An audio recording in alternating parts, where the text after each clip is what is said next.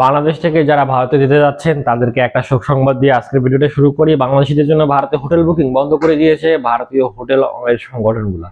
কি করবেন আপনারা? ভারতে যেতে পারবেন কি? সেই ঘটনা থাকছে আজকের ভিডিওতে। তাই যারা যারা নতুন এই চ্যানেলে যোগদান করেছেন অবশ্যই সাবস্ক্রাইব করে রাখুন। সেক্ষেত্রে আপনাদের কোনো প্রশ্ন থাকলে কমেন্ট করতে পারেন, কিংবা ডিসক্রিপশনে দেওয়া লিঙ্কে আমার সঙ্গে সরাসরি যোগাযোগ করতে পারেন। আপনারা কথা বলতে পারবেন সরাসরি কিংবা ফোনেও। তো আসল ঘটনায় আসি। বাংলাদেশিদের জন্য ভিসা বন্ধ করে দিয়েছে সেটা অনেকদিন আগেই। চিন্ময় কৃষ্ণ দাসকে অ্যারেস্ট করার পর আরো একরকম ঝামেলা সৃষ্টি হয়ে গেল। কলকাতায় বাংলাদেশিদেরকে আর চিকিৎসা সেবা দেওয়া হচ্ছে না। এটা তো নিউজ আপনারা ইতিমধ্যে জেনে গেছেন, আমার ভিডিও দেওয়া আছে এটা নিয়ে।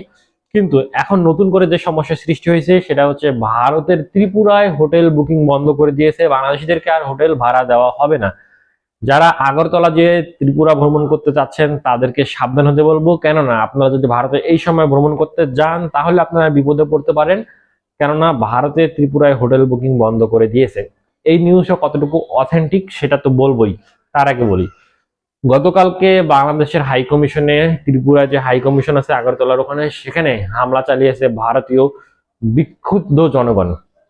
এতে করে বেশ ভালো রকমের ভাঙচুর হয়েছে, যেটা কখনোই শোভাবর্ধক নয়। তো যেহেতু হামলা চালিয়েছে তাই ভারত দুঃখ প্রকাশ করছে, বাংলাদেশের পক্ষ থেকে কড়া সমালোচনা করা হচ্ছে। এগুলো তো রাজনৈতিক আলাপ আলোচনা চলছে এবং ভবিষ্যতে চলবে, এটা নিয়ে কোনো সমস্যা নেই। কিন্তু আপনারা যদি চিকিৎসা সেবা নিতে গিয়ে ভারতে গিয়ে বিপদে পড়েন, যেমন কলকাতায় চিকিৎসা দিচ্ছে না, আপনারা যদি ভারতে গিয়ে ত্রিপুরায় গিয়ে হোটেল বুকিং করতে না পারেন, থাকতে না পারেন, তাহলে আপনারা ভালো রকম বিপদে পড়তে পারেন। কি সেই ঘটনা সেটা শুনি এবার।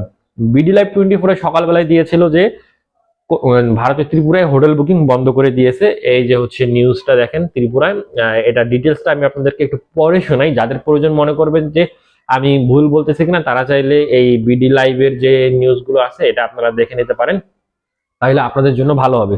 এখানে যে জিনিসটা বলছে যে, আমি আপনাদেরকে যদি পড়ে শোনাই, ভারতের ত্রিপুরা রাজ্যে সব হোটেলে বাংলাদেশি নাগরিকদের জন্য সাময়িকভাবে বন্ধ রাখার সিদ্ধান্ত নিয়েছে হোটেল মালিকরা।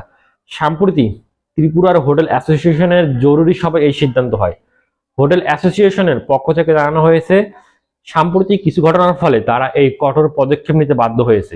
এই বিষয়ে অ্যাসোসিয়েশনের যে সচিব তিনি জানিয়েছেন যে, সৈকত ব্যানার্জি অ্যাসোসিয়েশনের সচিব বলেছে, বাংলাদেশি হিন্দুদের উপর নির্যাতন ও চিন্ময় প্রভুকে অকারণে গ্রেপ্তারের প্রতিবাদে রাজ্যের সব হোটেল এবং রেস্তোরাঁয় বাংলাদেশিদের নাগরিকদের পরিষেবা বন্ধ রাখা হয়। তবে যারা পূর্বে থেকে হোটেলের পরিষেবা নিচ্ছেন শুধু তাদেরকে থাকতে দেওয়া হবে, আর নতুন করে যারা যাবেন তাদেরকে এই পরিষেবা দেওয়া হবে না। তাছাড়া সাময়িক কালের জন্য রেস্তোরাঁ সামনে স্টিকার লাগানো হবে যেখানে বাংলাদেশিদেরকে ঢুকতে দেওয়া হবে না। তো এই খবরটা থেকে আমরা বুঝতে পারি যে বাংলাদেশি নাগরিকদের উপর ভারতীয়রা কতটা ক্ষুব্ধ হয়েছে। তারা ভারতীয় যে এম্বাসি বা হাই কমিশন আছে ত্রিপুরায়, সেখানে হামলা চালিয়েছে, ভাঙচুর করেছে, তারা বাংলাদেশিকে প্রবেশ করতে দিচ্ছে না। এখন আপনাদের কি করণীয়? যারা ভারতে যাবেন চিকিৎসা সেবার জন্য, গত ভিডিওতে বলেছি আগে খোঁজ নিয়ে তারপর যাবেন। হোটেল বুকিং এ থাকতে দিবে কিনা তা আগে থেকেই খোঁজ নেবেন, নিয়ে তারপর ভারতে প্রবেশ করবেন। যদি আপনাদেরকে বলে যে আপনারা আসেন আমরা দেখছি বিষয়টা, তাহলে আপনারা দয়া করে যাবেন না, কারণ ওখানে গিয়ে বিপদে পড়তে পারেন। কি কি বিপদে পড়তে পারেন সেটা নিয়ে সংক্ষিপ্ত 1 মিনিটে একটা কথা বলি। বাংলাদেশ থেকে আপনি প্রথমে ভারতে চলে গেলেন, বর্ডার ক্রস করে অটোওয়ালাতে জিজ্ঞাসা করে আপনি কোথাও যাবেন, দেখবেন যে অটোওয়ালার ব্যবহার খারাপ হইতে পারে আপনার প্রতি, যদি অটোওয়ালা ভালো মানুষ না হয়। নেমে বাস স্ট্যান্ডে যাবেন, সেখানে মানুষজন আপনার প্রতি খারাপ ব্যবহার করতে পারে। হোটেল বুকিং করতে যাবেন, মানুষ আপনার সঙ্গে খারাপ ব্যবহার করতে পারে। খাইতে যাবেন, বাংলাদেশি পরিচয় শুনলে খারাপ ব্যবহার করলেও করতে পারে। তাই এই বিষয়গুলো নজর আন্দাজ করে মাথায় রেখে সাবধানের সহিত থাকবেন এবং তারপর ভারতে যাওয়ার চিন্তা করবেন। যদি আপনার টাকা পয়সার সমস্যা থাকে যে না আমি গরিব মানুষ, ভারতে গিয়ে চিকিৎসা সেবা নিতেই হবে, তাহলে আপনি অ্যাভয়েড করেন। আর যদি আপনার কাছে যথেষ্ট টাকা পয়সা থাকে তাহলে হাই কোয়ালিটির হোটেলে যান, হাই কোয়ালিটির হসপিটালে যান, এয়ার টিকিট ক্রয় করে ভারতে যান। আশা করি আপনার ক্ষেত্রে সেক্ষেত্রে সমস্যা হবে না। তো এই ছিল আজকের ভিডিওটা আর লম্বা করব না। সকালে ইতিমধ্যে আরেকটা ভিডিও দিয়েছি, দেখে নেন। যারা যদি না দেখে থাকেন ওই ভিডিওটাও দেওয়া আছে, নিচে দেখে নিন। তো এই ছিল আজকের ভিডিও। সবাই ভালো থাকবেন, সুস্থ থাকবেন। আল্লাহ হাফেজ।